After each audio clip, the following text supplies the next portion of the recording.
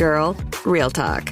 This whole "it's a new year, time to reinvent myself" trash is not the vibe for 2024. You can find someone who loves you for you, as you are. You don't need to read a stack of self-help books, only eat sad salads, or start meditating at 5 a.m. to be ready for dating. So yeah, my advice is to download Bumble and find someone who embraces you the way you are right now. Let me know how it goes. This is Optimal Relationships Daily, episode 2036, How to Renew Your Relationship Instead of Getting Bored, by Raeeka with tinybuddha.com. Hello, everybody, and thank you so much for joining me once again here on ORD, the podcast where I, Greg Audino, read to you from different blogs that discuss how to improve your relationships. Today's comes from Tiny Buddha, which covers all kinds of content, not just relationships. The site is definitely worth checking out. But for now, let's hear this one about how to renew your relationship rather than getting bored with it, as we optimize your life. How to Renew Your Relationship Instead of Getting Bored, by Raeeka with tinybuddha.com. Quote, practice random beauty and senseless acts of love. That's by Unknown. We can grow comfortable in our romantic relationships. In the first 6 months to a year, it's all excitement and an adrenaline rush at the mere fantasy of skin touching. But after 2 years, you really do have to work to keep the romance. Life can get a little routine and formulaic. You do certain things on certain nights of the week, together or apart. The love is still there, but the accelerated heart rate, weak-at-knees sensation, and feeling that your heart might explode with passion have noticeably decreased.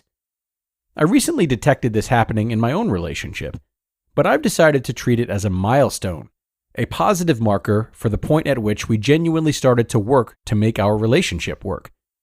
The moment our relationship developed from a clueless, hormone-loaded teenager to a fully grown, responsible adult. Scientifically speaking, it's supposed to be physically impossible to maintain that first intensity of feeling that is experienced at the beginning of the relationship, and I do agree that it's not sustainable permanently. If we spent our whole lives in that state, we would probably find we get very little else done, and almost certainly couldn't survive for the period of a lifetime before we died from an adrenaline overdose. However, there is a difference between a relationship maturing with two individuals growing comfortable with each other and no longer making the effort to do things that make your partner's fingers tingle and heart swell. Here are a few simple ways to keep that flash of young love in your relationship. Number 1, don't stop listening. There is a point at the start of a relationship where you hang on to every word they say. You just can't get enough. You're desperate to understand their thoughts, feelings, and opinions on even the most mundane things. Each bit of extra information unravels more of this new person that you're treating like a gift to yourself, giddy with the prospect of more to love and lust after. I'm not suggesting that you artificially reenact this experience if you don't feel like it all the time, but create time for listening. Make your partner aware of the times that you need to be by yourself or in your own head so that they know when it's a good time to have that long discussion and get your opinion. Create time to listen to them properly so that you can be attentive and present. If you need 30 minutes after work to yourself, that's fine. Maybe your listening time is over dinner or while you're doing the dishes or before you go to bed.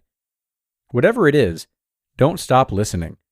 Listening is one of the ways that we show others that we value them and that they are attractive and interesting to us. If we don't do this, it might send conflicting messages. Number 2, a little surprise goes a long way. One of the first things to go in long-term relationships is the element of surprise. You get into a routine, and you no longer arbitrarily decide to take her away for a weekend or buy him a gift just because you felt like it. Perhaps you do still buy gifts, but it's an extra pair of socks when you are at the supermarket because you noticed all of his socks have holes rather than the cute or hilarious trinkets you used to buy at the start of your relationship. The bouquets of flowers and turning up at lunch breaks with a picnic basket are gone, and you're less willing to make a fool of yourself to make the other person laugh or smile. Put yourself in your partner's shoes for a few minutes, once a month, and ask yourself, what would be a lovely surprise for them? It doesn't have to be anything huge, just something considerate that would be appreciated. Although it sounds like an oxymoron, planning more surprises can initiate those weak-at-the-knees, passionate feelings that you felt in the earlier stage of your relationship. Plan the surprises that were more spontaneous before, and you may re-experience that love rush. You might even develop your ability to be spontaneously romantic again. Number 3, do the things that don't matter to you, but matter to them. At the beginning of a relationship, it can seem easy enough to do the dishes straight away after a meal if it buys you brownie points and more affection. But it's harder to do when you're comfortable in the relationship. You don't really feel like it, and you can't understand what all the fuss is about. Maybe the phobia or habit that was cute and quirky a year ago now seems annoying and irritating when you always have to get rid of the spider or take the trash out. Perhaps you don't understand why your partner needs some downtime by themselves and wish they were more like you in wanting to share thoughts and feelings as soon as they get home. If it's something that doesn't make sense to you, but is important to them and would only take a little bit of time, do it. In a mature relationship, passion can be shown by genuinely understanding and responding to your partner's needs. Not responding to these can send the message that you aren't interested in what's important to them, and it indirectly suggests you aren't interested in them. I've found these points really helpful in my relationship, so I hope they are to you. Having brought up the subject and talked about it with my partner, we are both now trying to surprise each other, listen more, and find ways to be romantic and affectionate towards each other. There are many more ways you can relight the spark in your relationship. I'm still finding more. Look at it as a lifelong adventure. The most important thing is to give it time in your own head and to prioritize your relationship so that you keep working on it regularly, like you would with any priority in your work life.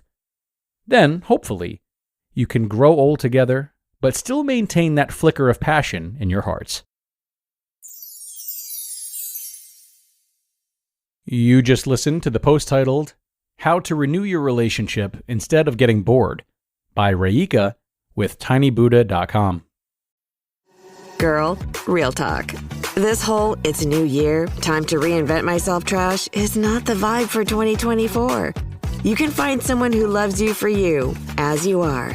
You don't need to read a stack of self-help books, only eat sad salads, or start meditating at 5 a.m. to be ready for dating. So yeah, my advice is to download Bumble and find someone who embraces you the way you are right now. Let me know how it goes.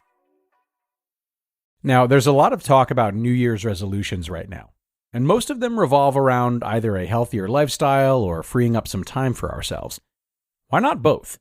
Get started on your resolutions with Factor, so you're ready for the new year.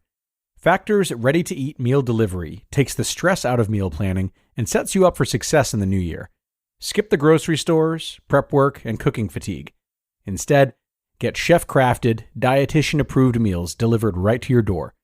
With over 35 meals to choose from per week, including options like keto, calorie smart, vegan and veggie, and more, plus over 55 weekly add-ons, you'll have a ton of nutritious and flavorful options to kickstart your resolutions.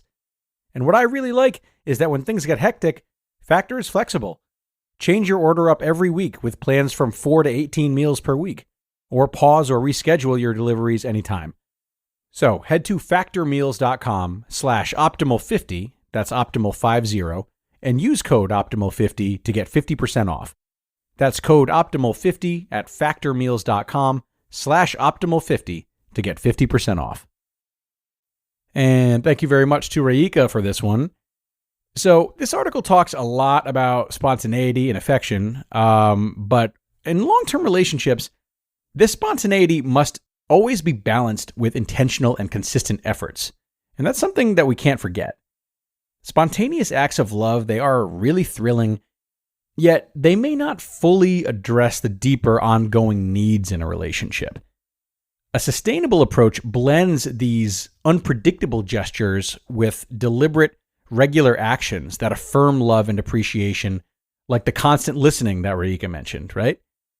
Spontaneity is seen as something that can be nice, but it doesn't ever replace consistency, consciously or subconsciously. And consistency obviously is key. So regularly scheduling date nights, actively listening, and participating in shared activities can create a really good foundation, ensuring that both partners feel continuously valued, which again is so important. Now, it's challenging sometimes, so we turn to the thrill of spontaneity. And if we aren't careful, we can rely on spontaneity too much when that consistency is missing and we don't know how to reignite it. But understanding and responding to your partner's specific love language is really crucial here, as each person may need different expressions of love, such as quality time, words of affirmation, acts of service, physical touch, any of those. It's not just about the thrill of the unexpected, but also about nurturing a deep and enduring connection through regular, meaningful actions. But with that, we are going to wrap things up for today, everyone. Keep this all in mind. It's definitely an important article, needless to say. Contemplate it, apply it, and be sure to come back tomorrow to learn even more about how to make the most of your relationships. That's where your optimal life awaits.